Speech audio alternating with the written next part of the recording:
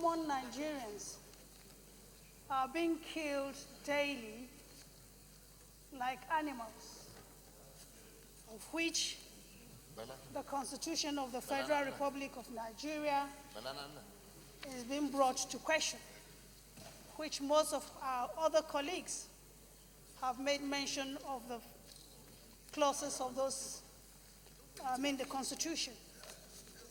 Zamfara, as it is, so we need to take a drastic measure. But taking this drastic measure, there are pertinent questions that need to be asked. We have a population of over 200 million, and the question is that what is the strength of our armed forces of this country?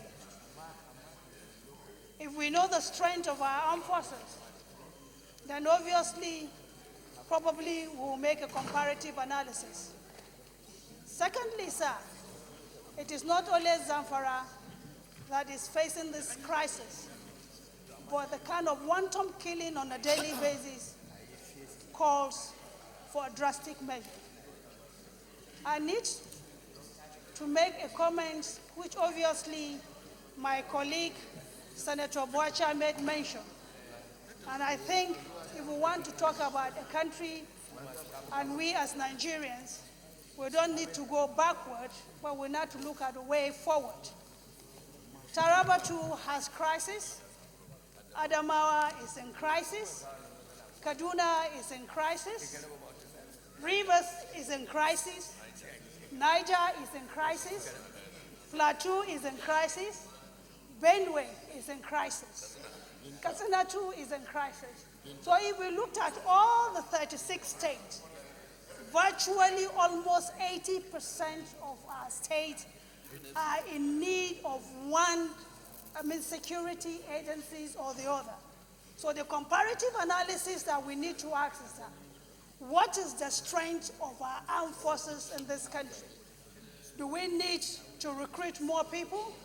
The other time here, sir, when the government was asking for $1 billion, some of our colleagues here kicked against it. But now that virtually everybody knows that he's looking for a safe haven. And where do we get the safe haven if we don't have a country that is peaceful, a country that is united, a country that believes in itself? Then obviously we have an issue.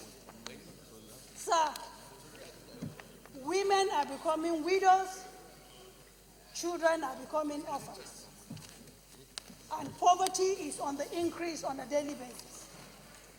And we, as a legislator representing the people, must dissuade ourselves from regional belief and look at ourselves as an entity, as a nation. Then we will come on a round table to discuss the well-being, the welfare of our people.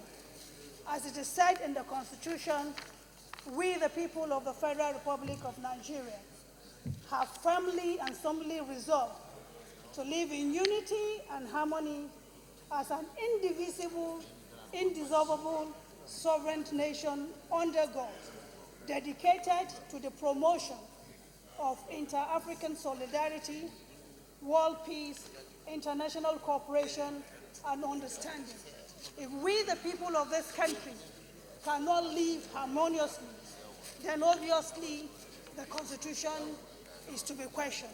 But what I'm saying is that we have gone through pain, we from the northeastern part of Nigeria, and again, the northwestern part of Nigeria is almost in another crisis.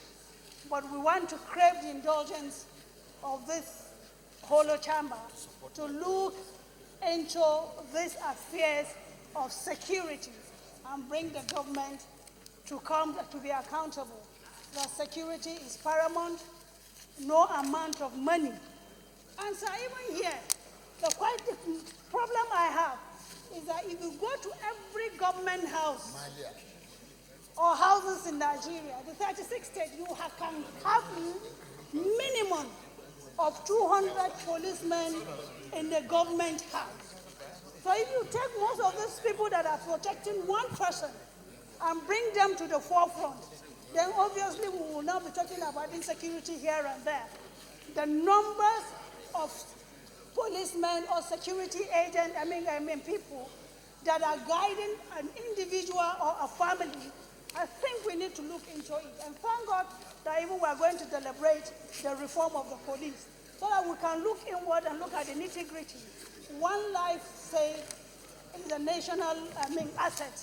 But if lives are destroyed, then obviously the asset of Nigerians are being destroyed. Thank you very much. Senator Dear.